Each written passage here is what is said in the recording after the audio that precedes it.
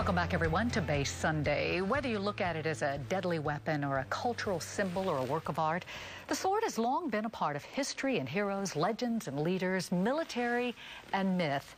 One of the foremost experts on the sword is weapons expert and military historian Mike Lodes, who has channeled his knowledge and passion for the weapon into television shows and documentaries, and now a book, Swords and Swordsmen. Mike, great to have you on Base Sunday. Thanks so much for joining us. This is an extremely detailed book, but what I love is you have surrounded each detail with just a wonderful story. I mean, the history behind this weaponry. Yeah, I have had this crazy passion for swords for as long as I can remember, and I've had a life where I've been sort of engaged in sword fighting and doing all that, and I just wanted to share that passion. But rather than just write a dry, nerdy book about this sword was 36 centimeters long and this one weighed so much, what people like is stories. So I needed to put them in context. Well, and you know, you talk about swords from the time of pharaohs and pirates and samurais and soldiers. So, I mean, the basic device of the book is that to tell the story of the sword from its earliest Bronze Age beginnings right up to 19th century, I selected swords that were owned by that still survive and were owned by known individuals. And you can actually go and see some of these swords. And I've handled many of these swords. I mean, I have handled George Washington's battle sword. Look how excited you get about this. Well, it's huge. That's the American crown I mean, you're jewels. touching history, aren't you? It's touching history, and there is an extraordinary thing that happens when you do that. There's a real connection, and I wanted to share that connection. So the swords are really the keys that open the doors to tell you about the world in which they lived. So you get to learn about Tutankhamun, or you get to learn about George Washington or Emperor Maximilian and their world, how people fought, what the fighting style was like, what the fashion style was like, how the swords were made. I think this modern world that we live in, everybody is learning more and more about less and less.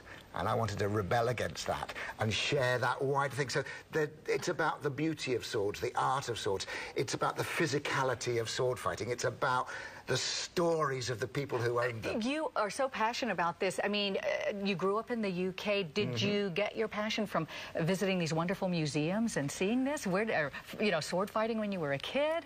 I've always been a museum junkie, it's for sure, so I had a passion for history from a very young age, and I used to go to a lot of museums. Is there one museum, if you want to see beautiful swords and weaponry, is there one museum you say everybody needs to see? I mean, there's lots, but my favourite museum in the world, I have to give them a plug, is the Wallace Collection in London. It's still a free museum. You go in there, and it's quite a reasonable size collection, not the biggest in the world, but it's some of the finest quality. And they are wonderful art objects, just beautiful, beautiful things. And especially the swords that I chose for this book, because by the very nature of them belonging to famous people, well, you can go to Mount Vernon and you can see Washington's swords. Absolutely. Huh? You know, he didn't have cheap, shoddy swords. He had very beautiful swords. I know you have helped with sword fighting scenes, whether it's on the stage or in documentaries TV and things. All right, so tell me, all of these movies that are out there, Pirates of the Caribbean and all the swashbuckling, are there any that have, you say, that's good sword fighting? Well, there's two criteria that you would apply to whether you thought it was good or not. And the first criteria for a film is it working dramatically? So, in other words, do you believe in the characters and has it given you tension? And yeah, I think a lot of sword fights do that. The other criteria that I would give is that portraying an authentic style of the period?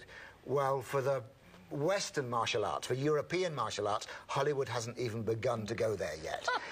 This is something that is I've been researching in my lifetime. A lot of people have now started to research since the birth of the internet. There are so many manuscripts that were written from the 13th century onwards that actually tell us how people in Europe fought with their swords. So you think it'll get better now, It's a new study. It's a new study, and there are thousands and thousands of people across the world, really being pioneered in America, that are discovering the old ways, and I think Hollywood will catch up eventually. But you said the samurai are pretty good. Those samurai movies are pretty good. They are better. That tradition was better preserved. What's next for you? Besides enjoying living in the East Bay in Oakland. Which I love. I have a possible TV series, but I can't tell you about it. All right. Well, you know what? We'll have you on again next time to tell us all about it. Fantastic. Mike Lode's a pleasure to meet you. And again, his book is Swords and Swordsmen. For more information, you can visit his website, mikelodes.com, and pick up his book online or at your local bookstore. Well, that is it for this edition of Bay Sunday. Happy reading, everyone. I'm Sydney Kohara. Have a great weekend, and please join us again next week.